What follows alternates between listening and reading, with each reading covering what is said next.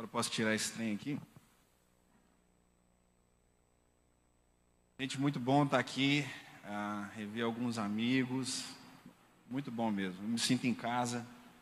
E estive aqui em outubro do ano passado. E a gente estava numa empreitada de mudança, de transição, e a igreja nos enviou também lá para esse tempo em Portugal, onde eu estou fazendo esse mestrado em ajuda humanitária. E estamos realinhando aí o nosso ministério. Mas sim, estamos com muita saudade do campo. E nessa época de pandemia não tem sido fácil também. Tinha até uma outra viagem para ser feita agora. Ela foi cancelada para um país da América Central. Então, a gente segue com tranquilidade, pedindo a Deus para nos livrar dos nossos medos. Eu estou muito feliz, viu, Robinho, pelo convite. Sei que foi em cima da hora. Tive o privilégio de estar mais perto lá da Priscila, lá, nossa família. Tem sido um tempo muito bom. Tempo desafiador também para nós. Não poderia falar para vocês de outra forma, porque são tempos difíceis. Nós chegamos em Portugal e teve logo um lockdown, nós pegamos Covid, um país estranho para nós, não conhecíamos a vida ali.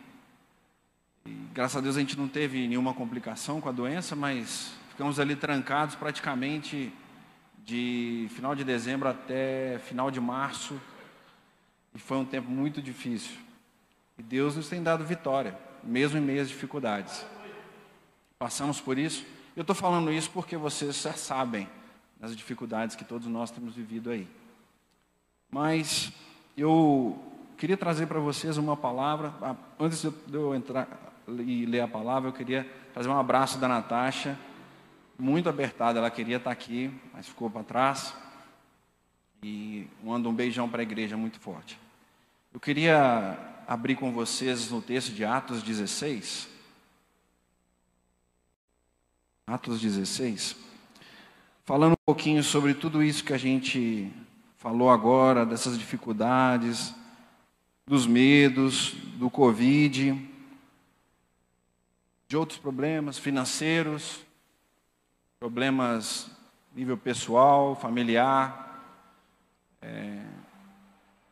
Eu estou falando isso com o coração muito sincero para vocês essa manhã. Trago uma reflexão que tem sido a minha reflexão pessoal.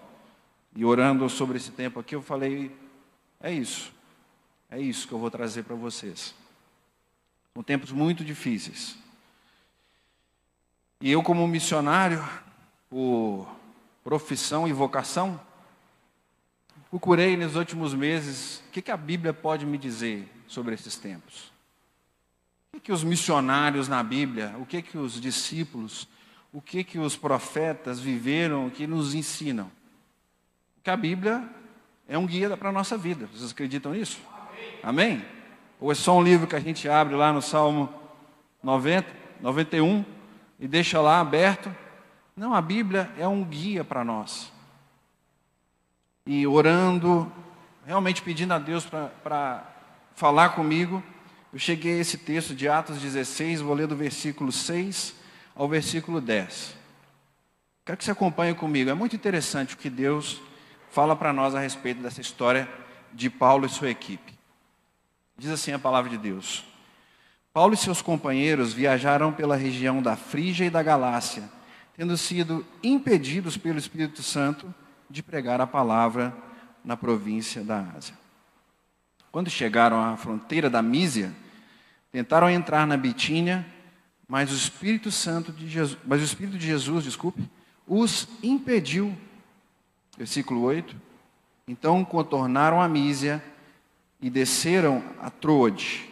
Durante a noite, Paulo teve uma visão, na qual um homem da Macedônia estava em pé e lhe suplicava: passe a Macedônia e ajude-nos. Versículo 10.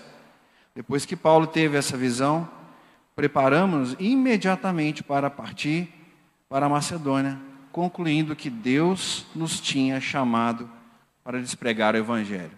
Feche seus olhos mais uma vez.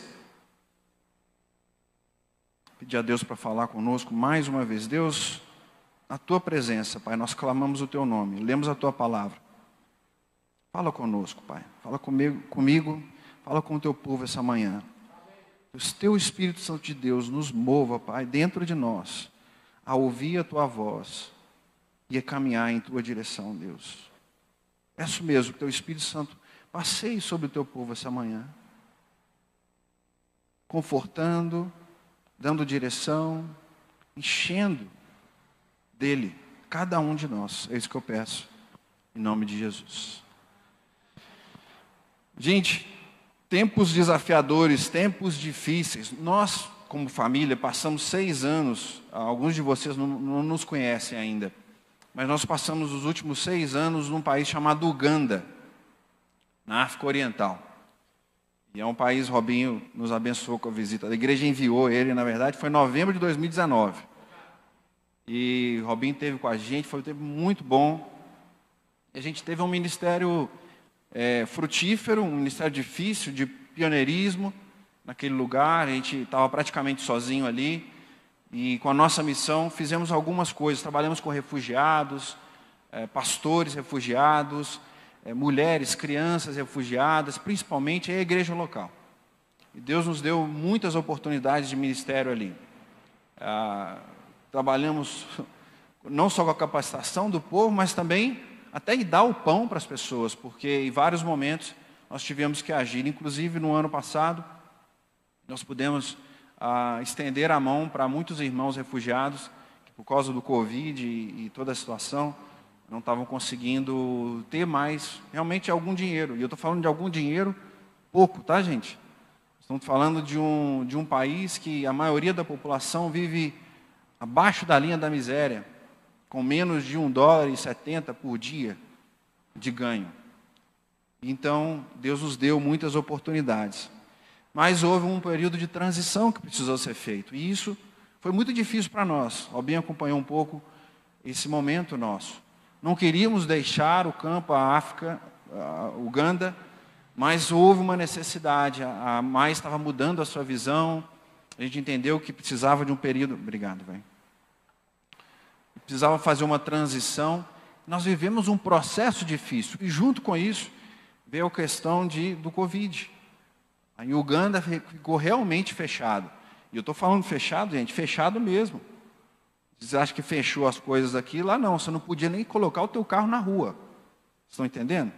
Para fazer compra a gente tinha que ir a pé. E se passasse de 5 horas da tarde, você tomava paulada da polícia. Todo mundo. Então foram vários meses assim, e a gente com uma decisão nas mãos. O que a gente vai fazer? Foi nesse tempo que Deus me mostrou esse texto. Eu havia sido aprovado no mestrado nos Estados Unidos. E durante a pandemia aquilo foi fechando. E a gente não sabia o que fazer. Eu sei que muitos de vocês também estão vivendo tempos assim. De dificuldade de decisões, de dificuldades financeiras, de dificuldades de toda sorte.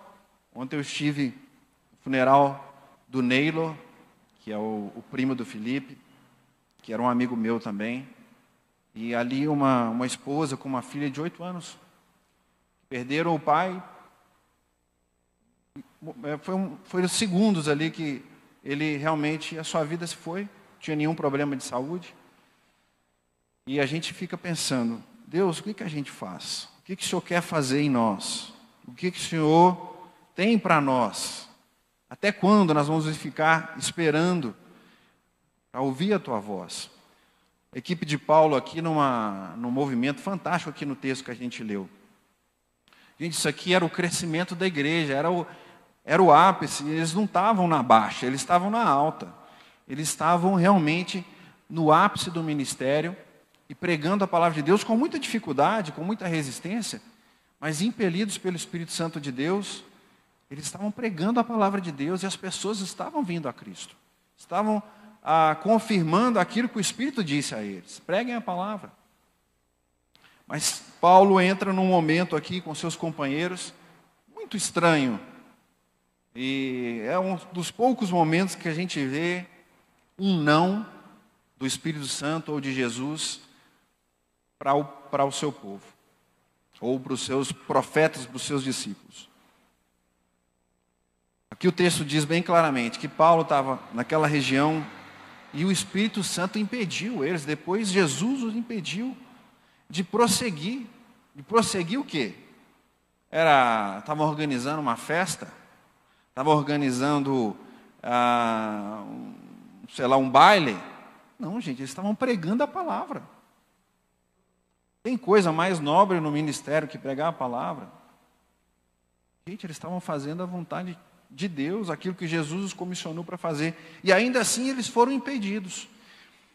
Isso me levou a muitas reflexões esse texto. Rapidamente, aqui em poucos minutos, eu quero falar o que eu tenho aprendido. E eu penso mesmo que você possa levar isso para a tua casa, para o teu coração, para a tua família. Há momentos em que Deus vai falar não para nós. Há momentos em que vai ter impedimentos que foram autenticados, carimbados por Jesus. E a gente não pensa nisso. A gente está procurando o sim de Deus. Não é verdade? Estamos procurando, Senhor, fala logo, responde, faça isso que eu estou pedindo. A gente ora nesse sentido. Senhor, move. Mas há momentos que Jesus vai falar não. Por que isso? Olha, a equipe de Paulo era uma equipe fantástica. Eles tinham experiência, não era a primeira vez que eles estavam fazendo aquilo. Eles tinham coragem a viajar naqueles tempos, a pé, na maioria das vezes, em lugares onde eles não tinham Airbnb, hotel, tinha pessoas para recebê-los. Eram corajosos, destemidos. Eles tinham um propósito divino, uma missão dada por Jesus. Não era nada do coração deles. E eles tinham tido sucesso. Um pouquinho antes aí, versículo 5, a gente não leu, mas diz assim que as igrejas eram fortalecidas na fé e cresciam em número. Que é coisa melhor que isso para um pastor? O negócio está dando certo, está funcionando. Mas de repente, parou. Houve um não. A Bíblia não fala aqui o que foi esse não. Mas eles claramente foram impedidos para continuar naquela direção. Foram para um lado, foram impedidos. Foram para o outro, foram impedidos. Não é aí. Parou. E eu vejo aqui algumas coisas para nós. Primeiro, esses nãos de Deus são difíceis da gente escutar. Porque o homem com o pecado, nós não queremos a dependência de Deus. Nós queremos continuar. E é muito difícil entregar o controle nas mãos de Deus. Principalmente quando a gente vê nãos. Porque a gente já tem um plano, a gente já tem um plano de viagem, a gente já tem uma rota que a gente traçou. E eu não duvido que Paulo e seus companheiros fizeram isso. Bem feito. Nós vamos aqui, nós vamos ali. Planos bons e que devem ser feitos. Mas num certo momento, não é aí. Parou, chega. Estaciona aí. Eles ainda assim insistiram, foram para o outro lado, para de novo. Gente, primeira coisa aqui é que a gente precisa desistir da nossa autossuficiência, principalmente nesses momentos de não. Parar e entregar tudo a Deus. Senhor, eu não sei para onde eu vou. Eu me vi bem assim alguns meses atrás. Eu não sei o que fazer. Eu não sei como pagar essa conta. Eu não sei como responder a esse pedido do meu chefe. Eu não sei a como responder a esse pedido do meu parente. Eu não sei a como reagir em relação a essa situação. Mas eu entrego nas tuas mãos. Fala comigo, Deus. Toma o meu caminho de novo. Eu completamente entregue nas tuas mãos. É isso que a gente precisa fazer. Tem uma frase do Billy Graham que diz assim: um não a uma oração pode ser uma resposta tão amorosa e importante quanto um sim. Deus nos ama. E às vezes quando os nãos dele vêm na nossa vida, na nossa história, na nossa caminhada, significa que ele nos ama. Basta a gente falar: Senhor, eu aceito. É difícil, viu, gente? Eu estou falando isso para vocês porque eu sei bem. Robinho esteve comigo, a gente já esteve no Haiti juntos e estivemos em Uganda. E ele viu como a gente gosta de trabalhar numa forma dinâmica. Vamos, vamos, vamos, e a gente vai, mobiliza. Não é que a gente não ora, a gente ora muito. Mas a gente faz aquilo que Deus nos deu para fazer. Mas tem hora que para. É difícil parar. Parece que a gente está numa alta velocidade. É difícil. O freio não funciona, mas precisa funcionar. Senhor, está nas tuas mãos. Leva. Os nãos de Deus nos ensinam a entregar tudo a Ele. É preciso parar. A equipe de Paulo prossegue. Eles então vão ali contornam a Misa e desceram a Troade, no movimento de buscar uma resposta. O que está acontecendo? Estava dando tudo certo, as igrejas estavam crescendo, a coisa estava fluindo, o dinheiro estava na conta, agora parou. Coisa mais estranha. Senhor, nós entregamos. E aí, versículo 9 diz que Paulo tem uma visão. Olha que coisa linda, eu quero que você preste bem atenção nisso. Depois de bater com a cara na parede por 2 vezes e estarem ali quase estagnados, eles têm uma visão. Fala que foi à noite. Paulo estava descansando. Não deu certo? Senhor, vou descansar. E nesse tempo de espera, de nãos, ele vê o homem macedônio. Os planos deles não eram esses. Eles nem sabiam o que eles iam fazer. Depois dos nãos de Deus. Eles tinham outros planos. Mas eles veem um homem macedônio que pede ajuda. E nem sempre é assim, gente. Opa, caiu um negócio aqui. Nem sempre é assim, tá, gente? Mas de vez em quando é. Quando Deus dá nãos para nós, Ele pode nos revelar claramente a direção. Ele pode usar pessoas, Ele pode usar a Bíblia, Ele pode usar uma pregação, uma palavra, Ele pode usar um amigo, Ele pode usar um pássaro que vai cantar para você e você vai ouvir. Ele pode usar o que Ele quiser. Para Paulo, ele usou uma visão muito clara. Passe a Macedônia. Venha. Nós estamos precisando de vocês aqui. Olha que coisa mais linda. Caiu de novo, vai ficar lá, viu, gente, a máscara. Deixa quieto.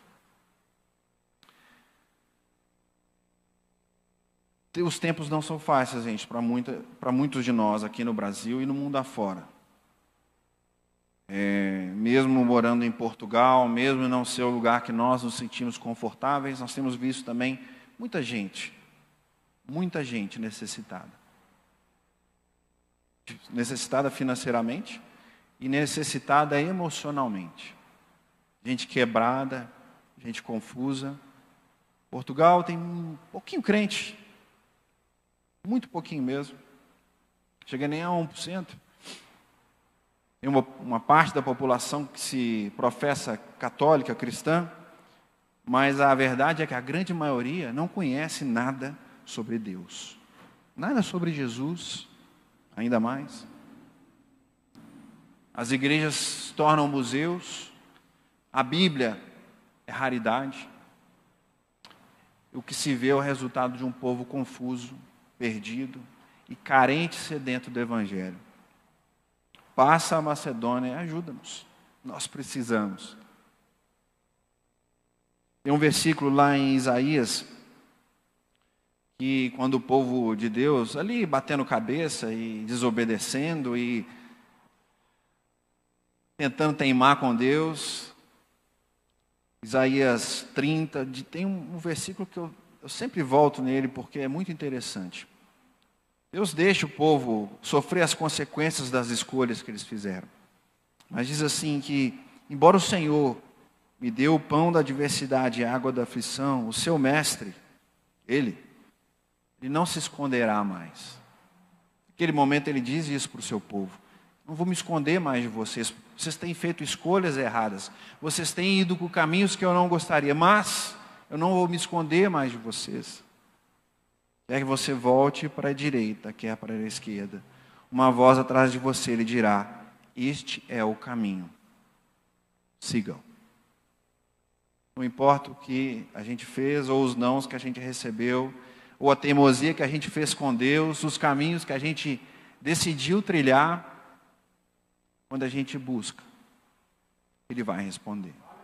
Ele vai dar o caminho. E eu estou falando de missão aqui, mas é a minha e a sua missão, a missão de todos nós. A missão de Paulo foi assim: passa a Macedônia e ajuda-nos. O Senhor quer te usar. O Senhor quer te mostrar a direção. Não é só para você, é também para você. É para a sua jornada, para a sua caminhada. Mas você não é só você que Ele quer abençoar, Ele quer abençoar o mundo. Começando pela sua família, começando pelos seus vizinhos, começando pela cidade, pelo país, pelo mundo afora. E acho legal ver enviando um jovem rapaz assim, né?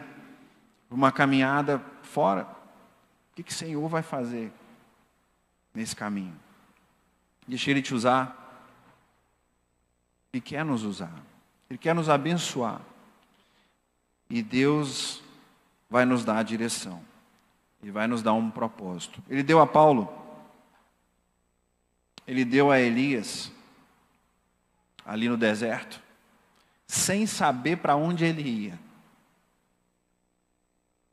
O Senhor alimenta Elias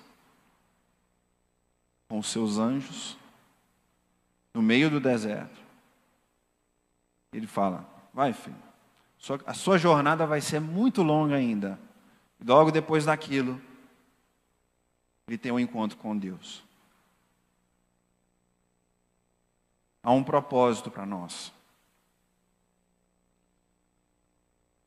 No final, versículo 10, Paulo diz assim que Paulo teve a visão e eles se prepararam imediatamente para partir, lá para a Macedônia, concluindo que Deus nos tinha chamado para lhes pregar o Evangelho. Olha que coisa interessante. Lógico, depois de uma visão dessa, fica mais fácil. Ele estava orando, pedindo a direção de Deus, e aparece um homem daquela região pedindo ajuda. Eles logo concluíram que, recebemos. Eu não sei quanto tempo que eles percorreram aqui nesses dias. Quanto tempo eles esperaram por uma resposta de Deus. Mas eles esperaram. E eles seguiram. E eles obedecem. Acima de tudo, eles obedecem o que Deus manda. Eu, lendo esse texto, isso foi muito inspirador e tem sido muito inspirador para mim, porque talvez lendo só essa parte a gente fala: puxa, eles obedeceram, que legal. Mas se você ler o texto e a história que segue a partir daqui, você vai entender um pouquinho mais. Porque eles seguem para aquela região e ali eles encontram em primeiro lugar uma mulher, Lídia, que vendia púrpura, e ela recebe a palavra, recebe Jesus, e uma igreja começa a se formar. Eles libertam uma menina endemoniada, que era escrava, de um homem que a usava para fazer revelações. Eles libertam aquela menina daquele espírito imundo. Há um alvoroço naquela cidade, porque eles deram prejuízo para aqueles homens. E eles são presos. E aí talvez eles poderiam parar: mas Senhor, o Senhor deu a visão, O homem estava pedindo ajuda e nós estamos aqui na prisão. Eles poderiam desistir agora, naquele momento, dentro da prisão. A gente está falando de prisão, tá, gente? Não é brincadeira, não. Aquele tempo era bravo. Hoje já ainda é. Eram lugares escuros, sujos, imundos, e eles apanhavam muito, senão morriam. Mas ali dentro daquela prisão, porque eles sabiam, mesmo com os nãos de Deus no caminho, eles sabiam que Deus tinha um propósito para eles, que os levou para aquela cidade. E eles presos ali, decidem cantar, decidem louvar. Tá bom, Senhor. Nós estamos aqui e através daquele tempo na prisão, há um grande terremoto. O carcereiro ouve aquela confusão e fala: lascou, estou morto. Porque na cabeça dele aqueles presos iriam fugir, mas eles ficaram. Fica tranquilo, nós estamos aqui, não vamos fugir para lugar nenhum. E aquele homem que cuidava dos presos recebeu a liberdade em Jesus Cristo. Toda a sua casa. A igreja cresceu. Essa igreja que começou com os nãos de Deus, ela cresceu. E eu, olhando mais para frente, lendo alguns outros textos, lá, inclusive em Filipenses, essa igreja que cresceu, que transformou a vida de muita gente, ela acompanhou a carreira missionária de Paulo até o fim. Paulo agradece a essa igreja mais de uma vez, até quando ele estava preso, que vocês foram uns dos únicos que continuaram a me abençoar, a me ajudar. Através daqueles nãos, Deus causou uma grande bênção para a vida daquelas pessoas e para a vida de Paulo, porque eles foram obedientes. Eu queria te incentivar hoje a parar, a esperar e a pedir a Deus para falar com você.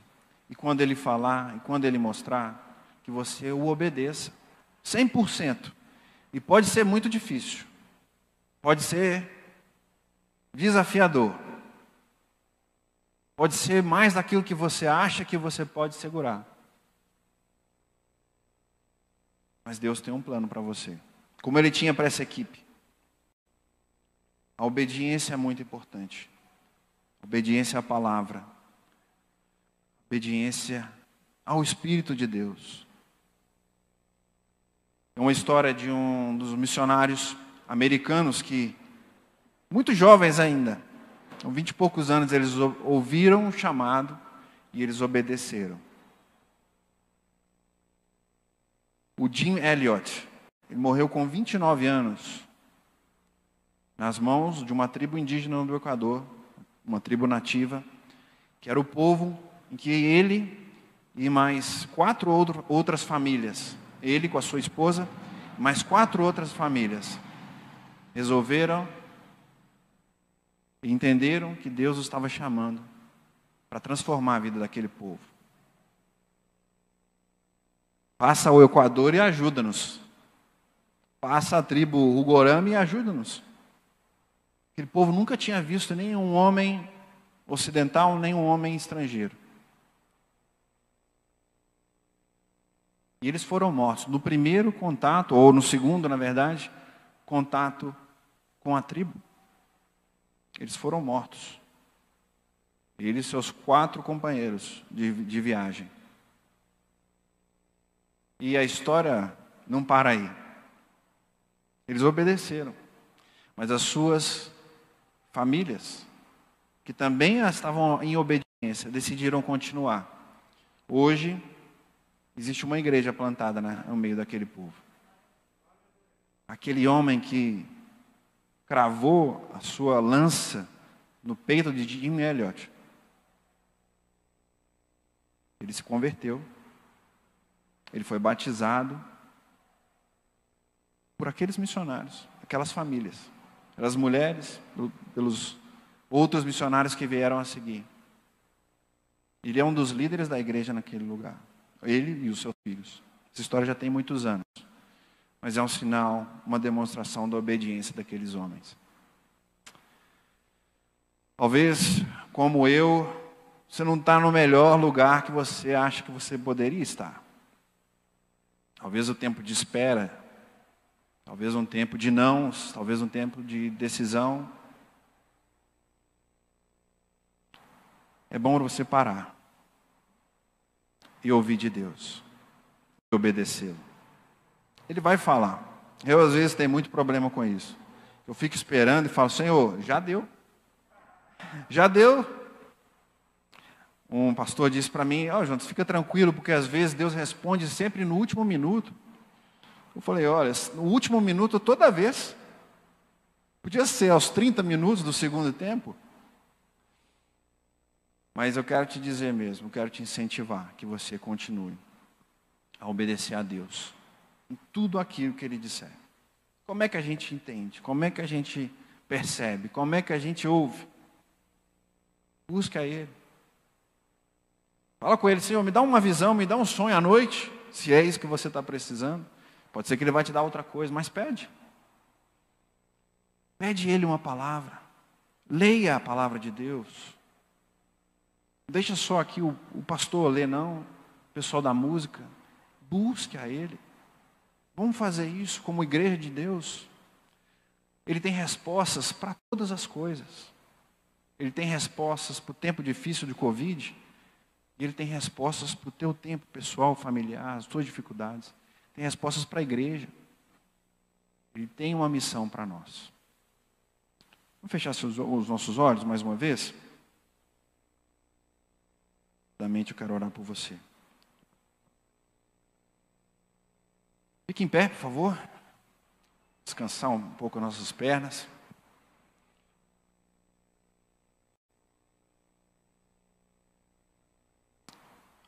Oh Deus, o Senhor conhece o teu povo, Pai. Cada um que está aqui. E agora eu peço mesmo, Pai, que o Senhor fale conosco. Vamos sair daqui, nós vamos para dirigir, vamos para as nossas casas, para o restaurante, visitar as nossas famílias. Deus, fala conosco durante esse dia. Se há alguém aqui buscando respostas específicas, Pai, revela-se para eles. Essa manhã ainda eu peço. E que nós possamos obedecer, Pai. Nos ajuda a obedecer ao Senhor. Mais do que todas as outras vozes e palavras.